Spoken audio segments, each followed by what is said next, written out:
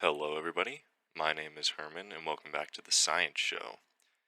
Today, we'll be talking about light pollution and its effects on wildlife. So, to start, what is light pollution? That's a good question. Light pollution occurs when light sources created by humans cause there to be more light in an area than usual. This is obviously most prominent at night. The kind of light pollution that we are interested in today is called ecological light pollution, and it's the kind that affects nature. So, humans create light when there isn't supposed to be any. What kind of effects does that have on nature? Well, lucky for us, a transdisciplinary team of researchers from the University of Oklahoma and Colorado State University, with Carol and Burt of the Warner College of Natural Resources at CSU largely contributing, set out to find those answers. And oh boy did they get them. This was no normal study. Instead, the team found and compiled a whopping 126 unique studies pertaining to their research questions. They then condensed all that information for people like you and me to read. Isn't that nice? So, what did they find, you ask? Well, let's get started. They first defined three geographical scales where light pollution causes different levels of problems: local, regional, and macro scale. Local meaning a small area, focus on individual animals.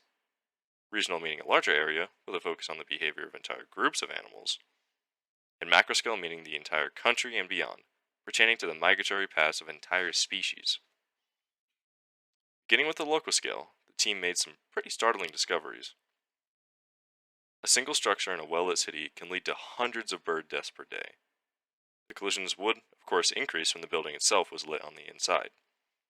Researchers also found that other flying animals would occasionally collide with such buildings, but migratory birds were disproportionately affected, with 59% of collisions caused solely by such birds. That's not all, though. Next up, we have the regional scale. Researchers saw that, once again, migratory birds, especially nocturnal ones, sustained significant behavioral changes in a well-lit urban habitat. Think of a central park.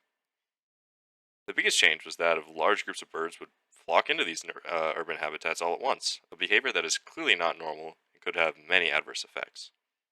This kind of behavior wasn't only found in birds, though. Apparently, on one occasion, over 45 million grasshoppers were observed to be flying into a lit city in a single night. Think of it like your porch light at night, with bugs swarming all around it.